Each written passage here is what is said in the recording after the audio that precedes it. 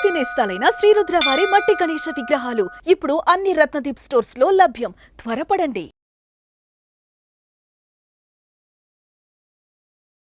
నమస్తే సురేష్ గారు. నమస్కారం అండి ఉషా గారు. వృశ్చిక రాశి వారికి కనుక మనం చూసుకుంటే సెప్టెంబర్ మాసాంతం అసలు ఏ విధంగా ఉండబోతుంది అంటారు? ప్రత్యేకించి ఏ విషయాలు వీళ్ళు జాగ్రత్తలు వహించాలని, దాంతోపాటు ఎటువంటి పరిహారాన్ని పాటిస్తే మంచిది అంటారు? సో వృశ్చిక రాశి మనం సెప్టెంబర్ 2024 రాశి ఫలాన్ని కనుక చూసుకుంటేనండి, ఈ సెప్టెంబర్ మంత్ ఒక విశేషమైన ఉందండి. అదేంటంటే ఈ మంత్లో మనకి వచ్చేటప్పుడు వినాయక చవితి వస్తుంది. సో మనకి రావడంతో ఈ పండుగ మనకి వినాయక చవితి రావటం భాద్రపద మాసం స్టార్ట్ అవుతుంది కాబట్టి సెప్టెంబర్ 9లో ఉండక ఇది ఒక మంచి మాసం. తర్వాత ప్రతి రాశులు వాళ్ళకు కూడా ఇక్కడ మనకి ఏదైనా కనుక లోపాలు ఉంటే కనుక వినాయక చవితి పండుగ ఉంది కాబట్టి మనం స్పిరిచువల్గా గడిపితే కనుక ఆ దోషాలన్నీ పోయేసి ముందు రాబోయే రోజులన్నీ చాలా చక్కగా ఉంటాయి. మనకి వృశ్చిక రాశి గారి వాళ్ళకి చూసుకుంటే విశాఖ 4వ పాదం వాళ్ళు, అనురాధ 1, 2, 3, 4 పాదాలు, తర్వాత వచ్చేటప్పుడు జ్యేష్ఠ 1, 2, 3, 4 పాదాలు వాళ్ళంతా కూడా వృశ్చిక రాశి కింద వస్తారని చెప్పాలి.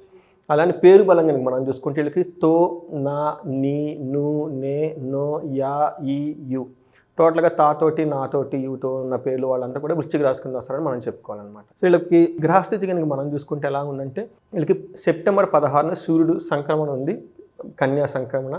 తర్వాత బుధుడు వచ్చేటప్పటికి వీళ్ళకి సెప్టెంబర్ 4 తర్వాత సింహరాశిలో ఉంటున్నారండి. తర్వాత శుక్రుడు వచ్చేటప్పటికి తులారాశిలో సెప్టెంబర్ 18వ తారీఖున. తర్వాత ఈ మంత్ అంతా కుజుడు వచ్చేటప్పటికి మిథున రాశిలో ఉంటున్నారు. సో ఈ ప్లానెట్ స్థితిని బట్టి కనుక మనం చూసుకుంటే వీళ్ళకి ఎలా ఉందంటేనండి మిక్స్డ్గా ఉంది అని మనం చెప్పుకోవాలన్నమాట. మనం డీటెయిల్స్ వద్దు ఎక్కడ బాగుంది ఎక్కడ బాగాలేదు అనేది. మనకి వీళ్ళకి ఎలా ఉందంటే వర్క్ ప్రొఫెషన్ రిలేటెడ్లో అనుకోని విధంగా ప్రాబ్లం వచ్చే అవకాశం ఎక్కువగా ఉంది. తర్వాత శరీరానికి వ్యాధులు కానీ ఏదైనా ప్రాబ్లం వచ్చేసి సరిగా ఉండలేని స్థితి ఒకటి వచ్చేస్తుంది. తర్వాత వచ్చేటప్పటికి ఓవరాల్గా సౌఖ్యంగా ఉందని ప్లానింగ్గా చేసుకుంటే ఆ ప్లాన్స్ అన్ని డిస్టర్బ్ అయ్యే అవకాశం ఎక్కువగా ఉంది. బట్ ఓవరాల్గా చూసుకుంటే సిచ్యువేషన్ సేఫ్గా సెక్యూరిటీగా ఉంటుంది, కానీ లోన ఇంటర్నల్గా డిస్టర్బెన్స్గా ఉంటుంది. బట్ సిచ్యువేషన్ అంతా చేతిలో ఉంటుంది, పర్లేదని చెప్పుకోవాలన్నమాట.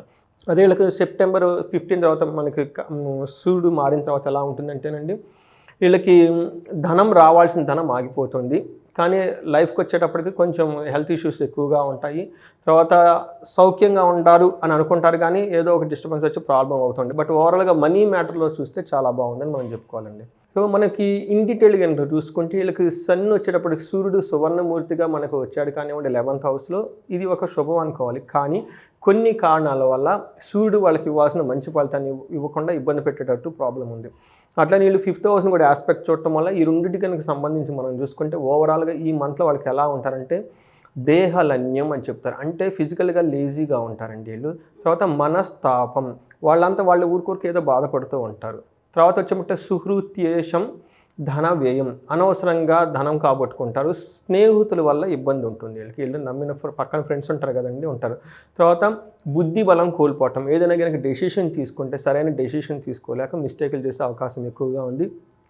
అశాంతిగా ఉంటుంది, సంతానానికి ఇక్కట్లు ఎక్కువగా ఉంటే అనారోగ్యం ఉంటుంది. కాబట్టి ఈ టైంలో వీళ్ళు కొత్త కొత్త పనులు కొత్త కొత్త ప్రాజెక్ట్స్ కానీ చేయకుండా వదిలేస్తే బాగుంటుంది అని చెప్పేసి మనకి ఆస్ట్రాలజికల్గా ఒక సూచన వాళ్ళకి. తర్వాత మనకి నెక్స్ట్ చూసేటప్పటికి సో వీళ్ళకి మార్స్ మంగళుడు వచ్చేటప్పటికి వీళ్ళు 8th హౌస్లో ఉన్నాడండి, కానీ ఉన్న పొజిషన్ సరిగా బాగలేదు. కానీ వీళ్ళ మార్స్ యొక్క దృష్టి ఉండటం వల్ల వీళ్ళకి ఎలా ఉందంటే ఒక 30% బాగోదు, ఒక 70% బాగుందని మనం చెప్పుకోవాలి. వీళ్ళకి మార్స్ వచ్చేటప్పటికి ఏ విధంగా బాగుంటుంది అంటే 11వ ఇంట్లో ఉండటంతో ధనలాభం చూపిస్తుందండి వీళ్ళకి. తర్వాత సంతోషంగా ఉంటారు, వస్త్రలాభం చూపిస్తుంది. అనుకున్న పనులన్నీ అనుకున్న విధంగా టక పూర్తి చేసుకుని ఒక కెపాసిటీ సామర్థ్యం వీళ్ళకి మార్స్ వల్ల వస్తుందండి. ధైర్యంగా ఉంటారు, ఆర్థికంగా చాలా వృద్ధి ఉంటుంది, ఇష్టమైన పనులన్నీ చక్కగా చేసుకుంటారు. రోగాలు వచ్చినా కానీ ఇమ్మీడియట్గా మళ్ళీ రోగాలన్నీ పోయేసి చాలా చక్కగా హ్యాపీగా ఉంటారు. రియల్ ఎస్టేట్ వాళ్ళకి చాలా అనుకూలం, ఏదైనా ప్లాట్లు అమ్మాలి కానీ కొనాలనుకున్నా కానీ. తర్వాత 3వ ఇంటి దృష్టితో ఉండటం కూడా ఇది ఒక మంచి కాంబినేషన్. పర్టికులర్గా వాళ్ళలో ఉన్న ధైర్యము, సాహసము, వాళ్ళలో ఉన్న టాలెంట్, వాళ్ళలో ఉన్న వీర్య పరాక్రమం బయటకు చూపించేసి అనుకున్న పనులను చక్కగా చేసుకోవడానికి చాలా బాగుంటుంది. అలానే లిటిగేషన్స్ కేసు కానీ ఏమైనా ఉన్నా కానీ వీళ్ళు ధైర్యంగా కనుక ముందుకు వెళ్ళిపోతే వాళ్ళ శత్రులు ఎవరైనా ఉంటే వీళ్ళని చూసి పైకి వెళ్ళిపోతారు, వీళ్ళు ముందుకు వచ్చేసి అనుకున్న పని చేసేసుకుంటారండి. బంగారం కొనే అవకాశం ఎక్కువ ఉంది. తర్వాత సంతానానికి చాలా బాగుంటుంది, పేరు ప్రఖ్యాతులు ఉంటాయి, అధికారులతోటి మంచి సంబంధాలు మెయింటైన్ చేస్తూ వాళ్ళకి కావాల్సిన పనులన్నీ చేసేసుకుంటారు. ఈ విధంగా మనం చూసుకుంటే మార్సు వీళ్ళకి 70% చాలా బెనిఫిట్ చేస్తున్నారని చెప్పుకోవాలండి. అయితే వీళ్ళకి విపరీతమైన దగ్గు వచ్చే అవకాశం ఎక్కువ ఉంది, స్థాననాశనం ఎక్కువ ఉంది, అప్పుల వల్ల అవమానాలు జరిగే అవకాశం కూడా మనకు కుదిరిస్తున్నారు కాబట్టి అండి జాగ్రత్తగా ఉండాలి. ధన నష్టము, అనారోగ్యము ఇవి కూడా చూస్తున్నారు. ఇవి వచ్చేటప్పటికి నెగిటివ్ సైడ్లో మార్చి ప్రొజెక్ట్ చేసే విషయాలండి. మనకు వచ్చేటప్పటికి మనకి 12 ఇంట్లో వచ్చేటప్పటికి శుక్రుడు ఉన్నాడండి. వీళ్ళకి కొన్ని విషయాలు చాలా బాగుంటుంది, కొన్ని విషయాలు బాగుంది అని చెప్పుకోవాలి. మనకు వచ్చేటప్పుడు వీళ్ళకి ధనలాభం చూపిస్తుందండి. తాత్కాలికంగా టెంపరీగా ఉండే సుఖాలన్నీ వీళ్ళకి వచ్చేసి అధికంగా ధన వ్యయం ఉంటుంది. టోటల్గా అనుకున్న పనులను సాధించుకొని సుఖప్రాప్తిగా ఉంటారు. తర్వాత విఘ్నాలు ఏమైనా ఉన్నా కానీ వాటిని అధిగమించుకొని ముందుకెళ్ళిపోతారు. తర్వాత 6వ ఇంట్లో ఉండటం వల్ల ఏమవుతుందంటే వీళ్ళకి శత్రుపీడ ఉంటుంది, బంధువులతో వైరం ఎక్కువ ఉంటుంది, కుటుంబాల్లో వివాదము, ఆయాసము, వృధా ప్రయాసాలు పడి పనులు చేసే అవకాశం ఎక్కువ ఉంది. కాబట్టి మనం ఇందాక చెప్పుకున్నట్టు కొత్తగా స్టార్ట్ చేసే ప్రాజెక్ట్స్ ఏదున్నా కానీ వీళ్ళు ప్రస్తుతానికి నిలిపేస్తే చాలా బెటర్ అండి. సో వీళ్ళు కనుక చూస్తే మనకి నక్షత్రం ప్రకారం చూసుకుంటే విశాఖ నక్షత్రం వాళ్ళకి వచ్చేటప్పటికి నాశనం అంటారండి. అది శుక్రుని వల్ల వాళ్ళకి కావాల్సిన పని కాకుండా చాలా విధంగా ప్రాబ్లం అయ్యే అవకాశం ఎక్కువగా ఉంది. తర్వాత వచ్చేటప్పటికి పరవాసం అంటారు. వీళ్ళు ఉన్న పొజిషన్ నుంచి బయటికి వెళ్ళడం, వేరే చోట ఉండే టైం గడపాల్సిన టైం కూడా సిచ్యువేషన్ వాళ్ళకి వస్తుంది. బట్ ఓవరాల్గా సౌఖ్యంగా ఉంటారు. ఏదైనా పని చేస్తే లాభం ఉంటుంది, అతిగా భయపడతారు.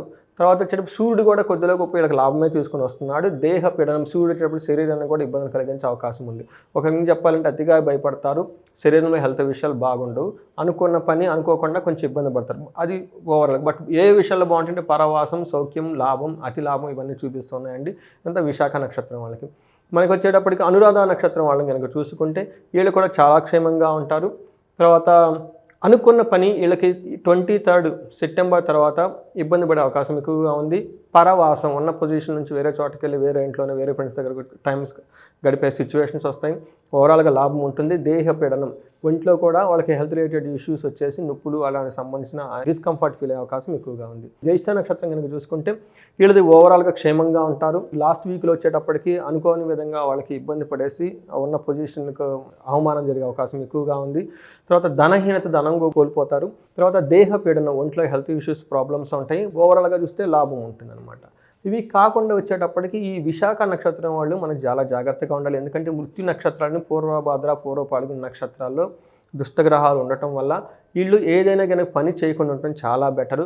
చేస్తే అనవసరమైన ఆటంకాలు వస్తాయి కాబట్టి కొంచెం సహనంగా కొన్ని రోజులు అట్లీస్ట్ ఒక 15 days ఆగితే చాలా బెటర్గా ఉంటుంది. అందులోనూ మంత్ లాస్ట్ 2 weeks కొంచెం పేషెన్సీగా ఉండాలి. అనురాధ నక్షత్రం వాళ్ళు కూడా సేమ్ ప్రాబ్లం ఉంది. వాళ్ళు కూడాను ఏదైనా పని కనుక చేసే ముందు కొంచెం గ్యాప్ తీసుకుంటే ఏమి పనులు చేయకుండా ఉంటే చాలా బాగుంటుంది. తర్వాత నెక్స్ట్ జ్యేష్ఠ నక్షత్రం వాళ్ళకి కార్యహాని జరిగే అవకాశం ఎక్కువగా ఉంది. బట్ ఓవరాల్గా వీళ్ళకి నక్షత్రం వాళ్ళకి కొత్త పనులు ఏమీ చేయకుండా సెన్సిటివ్ పాయింట్స్ ఉన్నాయి కాబట్టి ఆ పాయింట్స్లో పర్టికులర్గా September 3rd week 4th week కొంచెం పేషెన్సీగా ఉండి కొంచెం బ్యాలెన్స్గా పెట్టుకొని నెక్స్ట్ ప్లాన్ చూసుకుంటే బాగుంటుందని చెప్పేసి సలహా అండి. సో ఏదేమైనా కొంచెం అన్బ్యాలెన్స్డ్గా ఉంది కాబట్టి వీళ్ళే కొంచెం కాన్షియస్గా ఉండాల్సిన అవసరం అయితే ఉంది. మీరు అన్నట్టుగానే ప్రతి రాశి వాళ్ళకి జాతకరీత్యా మనం ఎప్పుడైతే చూస్తూ ఉంటుంటామో కొన్నిసార్లు అనుకూలిస్తూ ఉంటుంది. కొంతమంది వివాహానికి సంబంధించి, ఆరోగ్యానికి సంబంధించి, సంతానానికి సంబంధించి ఇబ్బంది పడుతూ ఉంటుంటారు, డిలే అవుతూ ఉంటుంటుంది. సో ఒకసారి జాతకరీత్యా మేము కన్సల్ట్ అవ్వాలి అనుకుంటున్నాం, ఈ టైం మాకు మంచిదా కాదని అడగాలనుకుంటుంటారు. అలాంటి వాళ్ళు మీ దగ్గరికి రావాలి అనుకున్నా, లేదా ఆర్థిక ఇబ్బందులతో ఎవరైతే సతమతం అవుతూ ఉంటుంటారో వాళ్ళు ఎవరైనా కనకతార హోమ్కి అటెండ్ అవ్వాలి అనుకున్నా ఏ విధంగా అంటారు సార్? సో మనం ఈ సిరీస్ స్టార్ట్ చేసిన ముఖ్య ఉద్దేశం అండి, ప్రతి ఇంట్లో జ్యోతిష్యం తెలిసిన వాళ్ళు ఉండాలి. అసలు ఈ సబ్జెక్ట్ గురించి తెలియాలి. ఇదో మూఢనమ్మకం కాకుండా. రీసెంట్గా ఒకళ్ళు జాయిన్ అయ్యారు, వాళ్ళు MBA చేశారు. వాళ్ళ ఇంట్లో నేను జ్యోతిష్యం నేర్చుకుంటుంటే వాళ్ళ ఫాదర్ వాళ్ళ మదర్ అన్నారంటే ఇది జ్యోతిష్యం నువ్వు నేర్చుకునేది ఏంటని చెప్పేసి.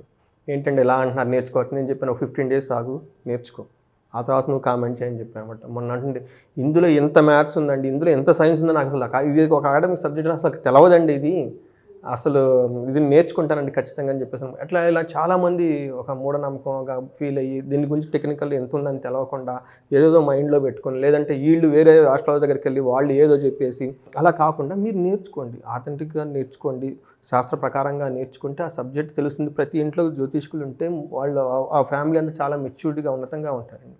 తర్వాత వచ్చేటప్పటికి కొంతమంది వాళ్ళ జాతకం తెలుసుకోవటం వాళ్ళ ఫండమెంటల్ రైట్ అండి. ఎవరికైనా సరే ఏదైనా కానీ ప్రాబ్లమ్స్, ఇష్యూస్లో ఉండేసి మనకి కంపేర్ అయితే మనకి ఆస్ట్రాలజికల్గా ఎలా ఉందనేది మనకు వాళ్ళకి గైడెన్స్ ఇవ్వచ్చు. తర్వాత మీరు చెప్పినట్టు కొన్ని ప్రాబ్లమ్స్ జాతకం బాగుంటుంది, అన్నీ బాగుంటాయి, ఇంకా ఎక్కడో మనం చేసిన కర్మల వల్ల ఇంకో కొన్ని పద్ధతుల వల్ల అయితేనేమి, లోపాల వల్ల అయితేనేమి కొన్ని చాలా టఫ్ అయిన ప్రాబ్లమ్స్ని ఫేస్ చేస్తూ ఉంటామండి. అలాంటి వాళ్ళు కనుక మనకు అప్రోచ్ అయితే మనకి కనకధార ప్రోగ్రామ్ ద్వారా మనం వాళ్ళకి డయాగ్నోస్ చేసి ఏదైనా కనుక హెల్ప్ చేయాలంటే కనుక మనం ఒక 2 days 3 days ఎక్స్క్లూజివ్ కౌన్సిలింగ్గా తీసుకొని వాళ్ళకి హెల్ప్ చేయొచ్చు. Sure sir. Thank you sir. Thank you so much. Thank you అండి ఉషా గారు.